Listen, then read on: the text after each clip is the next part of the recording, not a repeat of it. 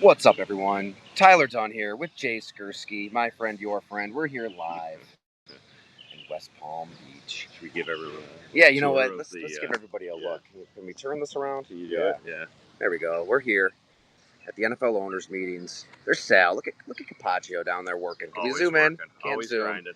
He's pacing. He's spacing. Everybody's here at West Palm for the owners meetings. GMs, coaches. Who knows? Maybe Brandon Bean, maybe Robert Kraft. Robert Kraft actually was holding court right over there. Yeah. He's back in Florida. Yes. His old stomping grounds, one could say, for Robert Kraft. That's one way to put it. Do you want to just talk about Robert Kraft for an hour? And how we just kind of forgot about all that? Anyways, yes, the NFL owners meetings. And when I see this gentleman right here, Jay Skurski, we got to fire up a Substack live. So thanks so much for joining. As always, feel free to ask anything you'd like. Bills. I don't want to talk tush push. I'm all tush pushed out. Okay, good. I mean, we could talk about it. Yeah. That's all anybody's talking. I don't want to. No. Yeah. And all this gobbledygook, just governmental bureaucracy. I kind of hate all of it. Yeah. I mean, every year the NFL kind of comes either here or Phoenix or Orlando, and more rules are added to the rule book, and it's all pretty absurd. It's all pretty ridiculous. We don't need more rules. Okay. It's a violent game played by violent people, and the sooner the NFL realizes that, the sooner we can all get on with our lives. Tyler wants to bring back clotheslines, I think is what we're getting at here. Right? Yes, I want Jack Tatum-style decapitations out there on the field. That's the only way that we can move forward as a society and heal as a society. All right, let's get right into it, Jay. Yeah. The Buffalo Bills. All right, so we've been through the agency. We've been through the combine. I should start there, right? Really actually start with the Chiefs game. You had the big shindig after that game. Brandon, Sean trying to make sense of this all 48 hours later. The combine hits pretty fast. Then free agency, and now we're here at the owners' meetings. Where does the team stand? Like, when you look at the Bills roster, what is a concern, I guess, at the top of the list? All right, so this is where I land on this. So Brandon and Sean have talked in years past about how the last game of a team's season tells you what you need to know about where you are as a team, particularly when you lose in the playoffs. So why did the Bills lose to the Chiefs in the playoffs? In my mind, their four-man pass rush wasn't good enough. Their defensive line wasn't good enough. They agree, right? Because look at what they've done this offseason. Now, how they've addressed the defensive line has been interesting, to say the least, right? Von Miller is out. Joey Bosa is in. Joey Bosa should be an upgrade if healthy.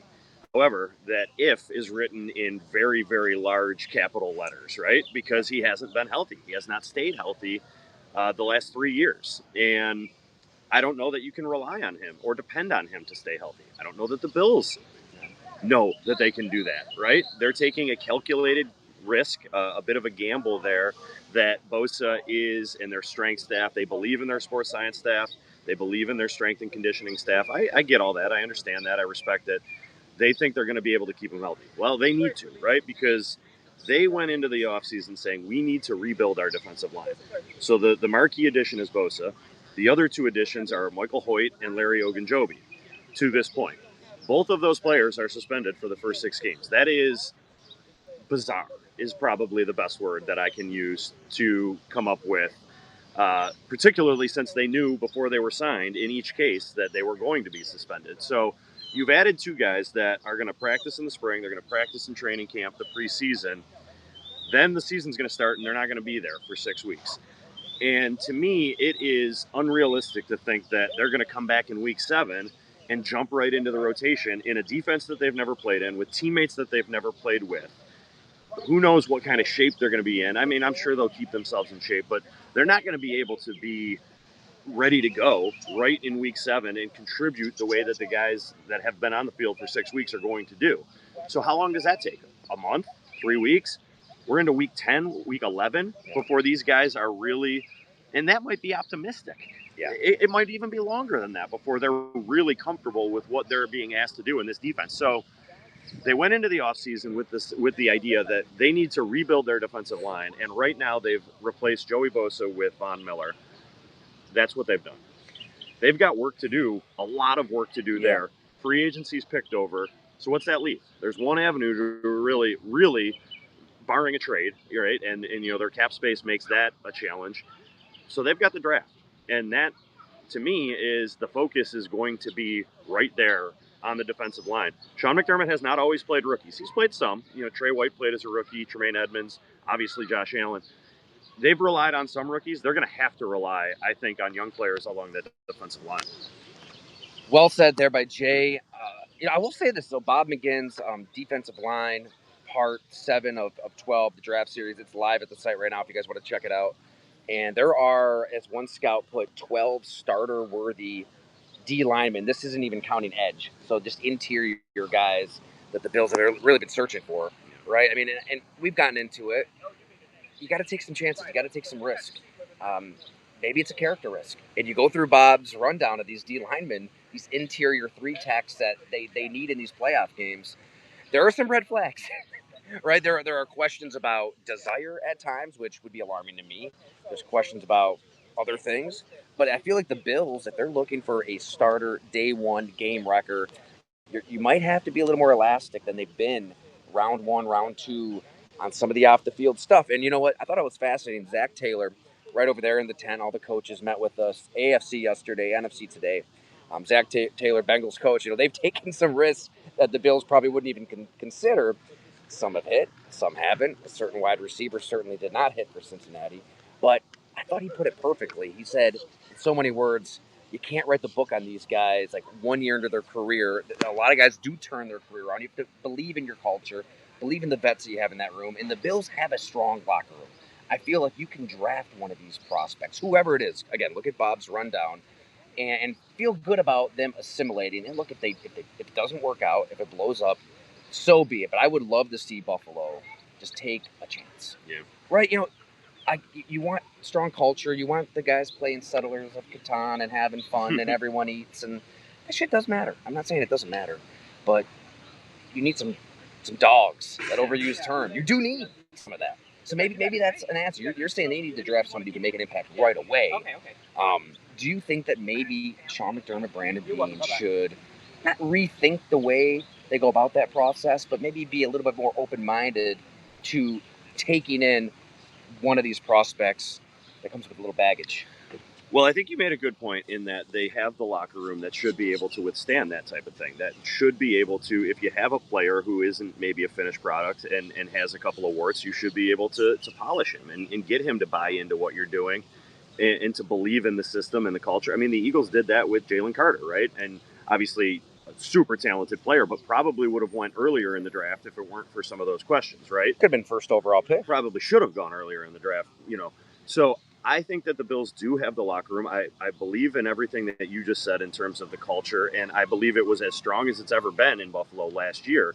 I think the trade of Stephon Diggs played into that a lot. I think I believe it was our friend Tim Graham, maybe in one of his articles, I think had a quote from a Bills source that said that Stephon Diggs could take the air out of any room.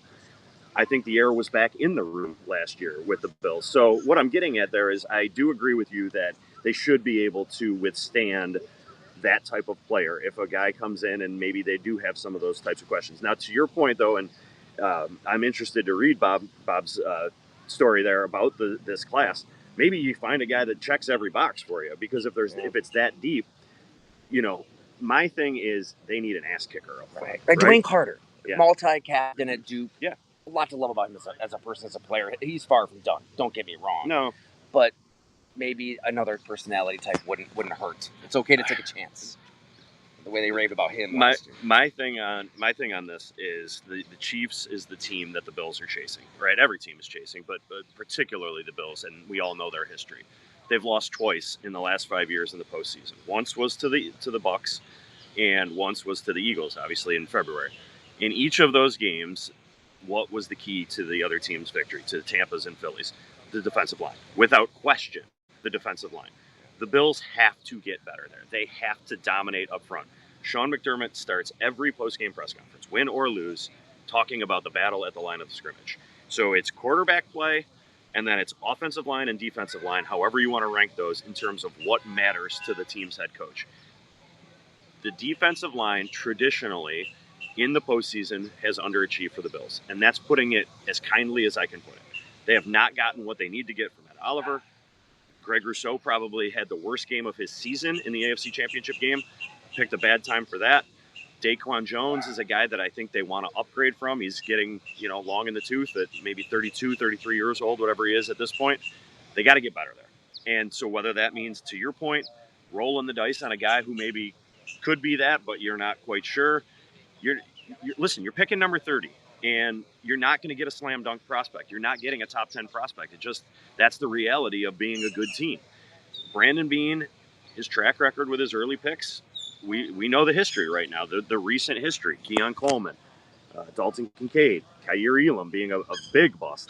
He's got to hit, right? So the pressure is squarely on Brandon Beane going into this draft to say, I got to find difference makers up front, and I've got to find them early. Listen, it has been an area for Beane that he has struggled in. The Von Miller signing did not work. The drafting of Rousseau, he's a good player. Is he a great player? Is he a player that other teams game plan against? I don't think he's at that level. He's got to be that at $20 million a year now. AJ Epinesa is a guy, right? Ed Oliver is good. Is he a guy that teams game plan against? I don't know. My inclination is probably not, right? And so there's some work to be done there up front. That's the focus to me over this next month here leading to the draft for the Bills is what do they do to improve up front? Yeah.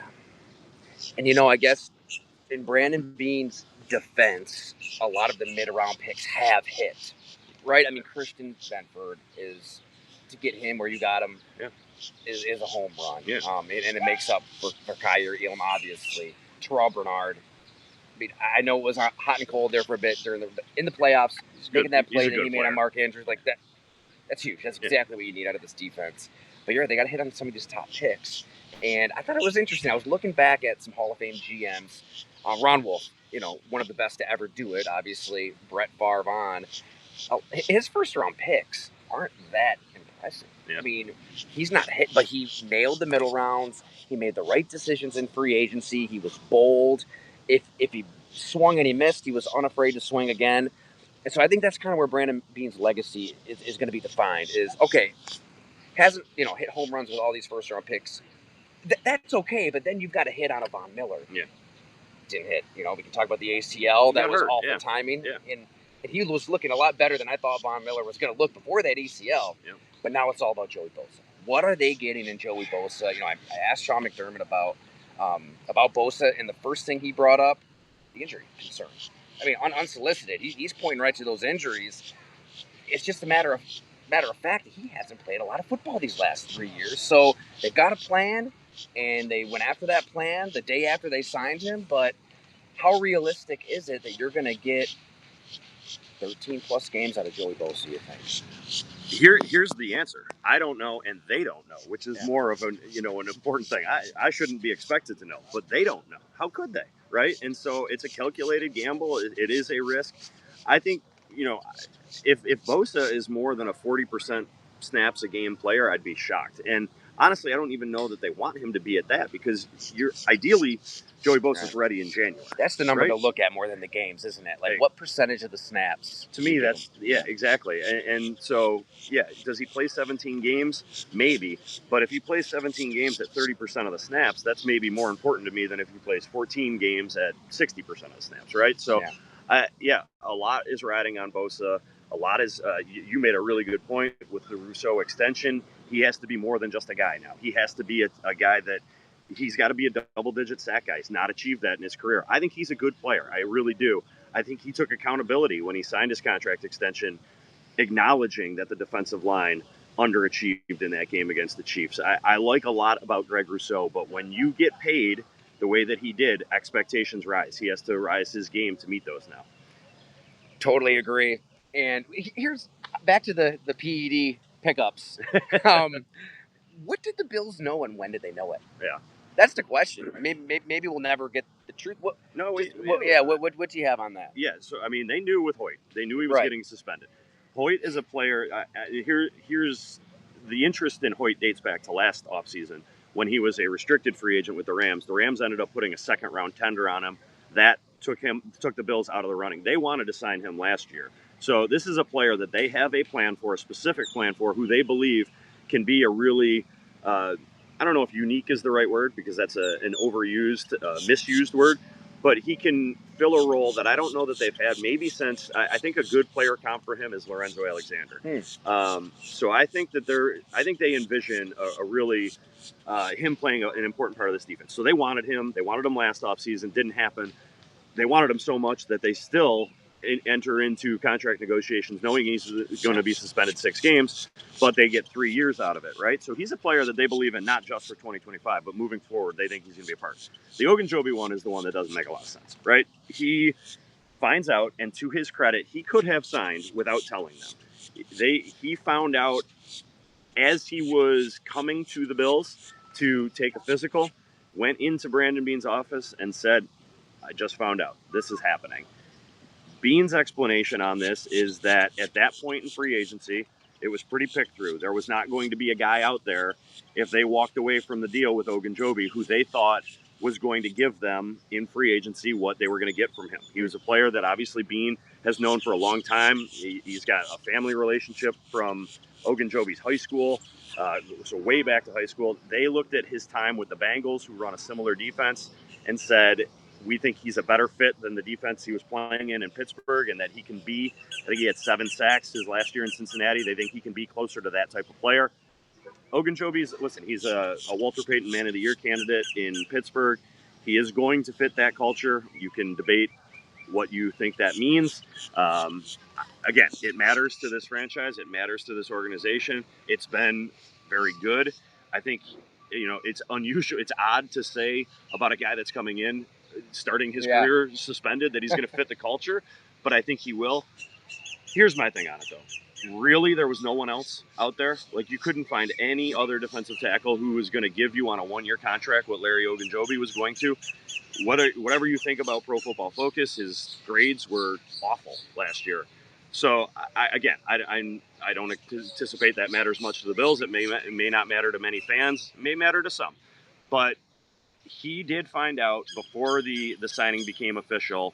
And to his credit, again, I think he did the right thing. He could have signed the deal and then said, hey, guess what? I'm suspended. Now, that would have, that's not probably a good way to start a relationship with a new team. But the point is, he could have done it. He didn't. The Bills went ahead anyway. There's a lot riding on this for Brandon Beane. He needs to be right about these guys, because I called it odd. I called it unusual. It's probably unprecedented in the history of the league.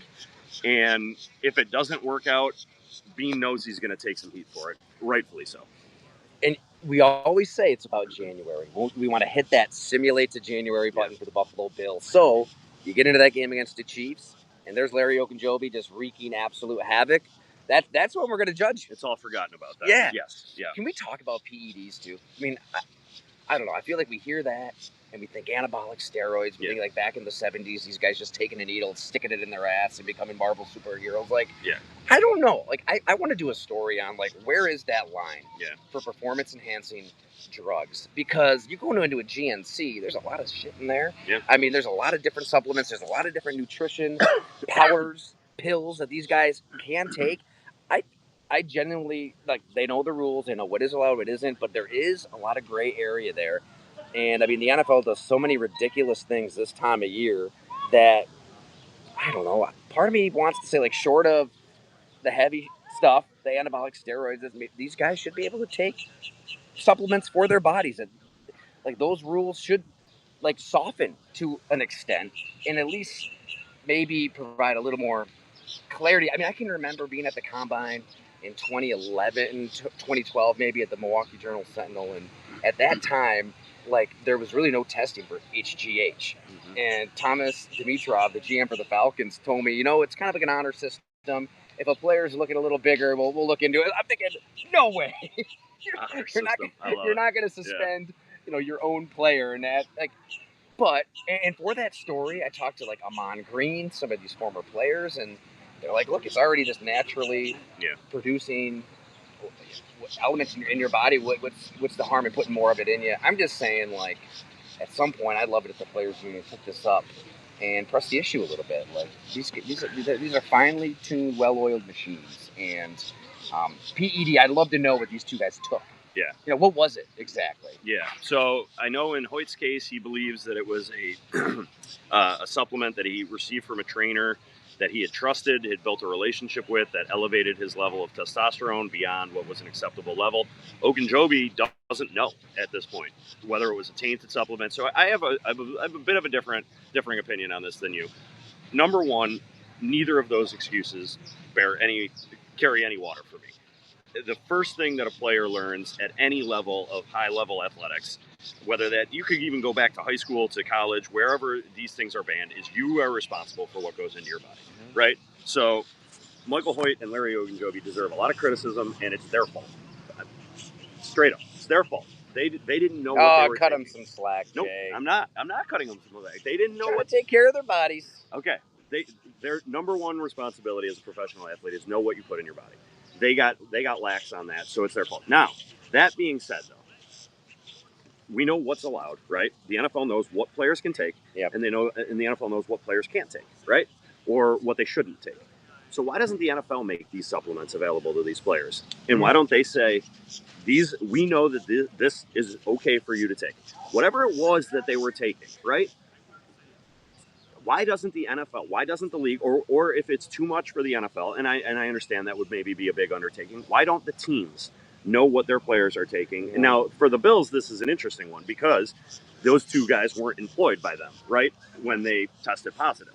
So the Bills wouldn't be able to do anything in this situation, but why don't the individual teams provide the supplements to the players? I think there's just so much out there, you know? There's so many. There is, but what's more important than these guys having? You talk about their finely tuned machines. They spare no. How many millions did the Bills spend on their strength and conditioning room, in their weight room, their sports science staff? They have full-time professionals dealing with this all of the time.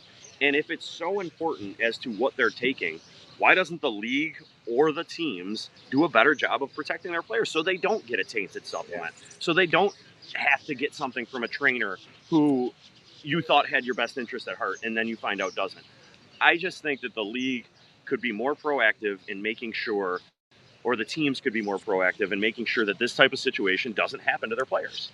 Yeah, it's hard to argue. I just think that I just don't really care. Like, I mean, unless these are like muscle bound, freaks, are already like the biggest, baddest, meanest, strongest, fastest dudes on the planet. Yeah. Like, I just feel like the rules should be a little more lax. Well, but in what way? I mean, if I don't know, I should take more science classes, I suppose. I think I got a C in exercise science back at Syracuse. Well, I don't know that I could agree with that because, if you're testing positive for something that the league has determined is a banned supplement, then that to me is, there's not a lot of gray area there. That's a black and white thing. These are 22 moving parts crashing into each other for 3 hours. Yeah. It is the most violent game, as much as the NFL tries to pretend it's not. Yeah. Here we are again talking tush push and what should and shouldn't be allowed. But if you stand on the sideline like you have, I'm sure, for some of these games, and you hear the collisions up close and see it, I just feel like whether it's for recovery, whether it's for just helping your muscles in any way, whatever you're taking, again, I'd have to do a little research to get into specifics. I don't want to talk out of my ass here, but I feel like talking to players, it frustrates some guys that there is a lot of stuff banned that could help them in this world that they can't take. Well, yeah, I think that's a different conversation in terms of, I think, though, my point on that is, if you want to have a conversation about what should be allowed versus what shouldn't, that's different than a gray area on, well, this guy tested positive for this. If the rules are the rules, you got to play within them, right? In terms of what is allowed at this point and what isn't. Changing those is, I think, an entirely different conversation in terms of, to me, it was almost sounding like you're like, well, just look the other way. No, you can't really do that. Look, we can't go back to the 70s. Yeah. Where it's just openly there's just bottles of pills in the locker. I'm not saying that. Yeah. But I feel like it's a little too strict. I think there is a lot of stuff out there that is banned that maybe any Joe Blow off the street could get and wouldn't think twice about. But that's why we have to dig into that. That'd go along, Jay. We'll figure out. Real quick, breaking news: the Tush Push vote has been tabled. So there you go. More there it is. Breaking news on Substack Live. Exactly. There it is. Yes. Raheem Morris made a great point in there today. He's like, I don't want to ask my defensive players to do something I believe would put them in harm's way with, submarining their necks in there. But I don't know, man. Yeah. I feel like you got to own the sport and figure out a way to stop it. I mean, the Bills ran it plenty of times. Effectively. Very effectively, right? Yeah. Until we know when. Right, but I don't. That's it. That's where the push conversation starts and ends. Jay, this was a delight. Yes, Thank you so much. Of course, but nice to be here in Palm Beach, and nice to see you as well. Make sure you read all the stuff at the Buffalo News, and of course, we'll have all sorts of stories and pods here go on. Thanks so much, everyone.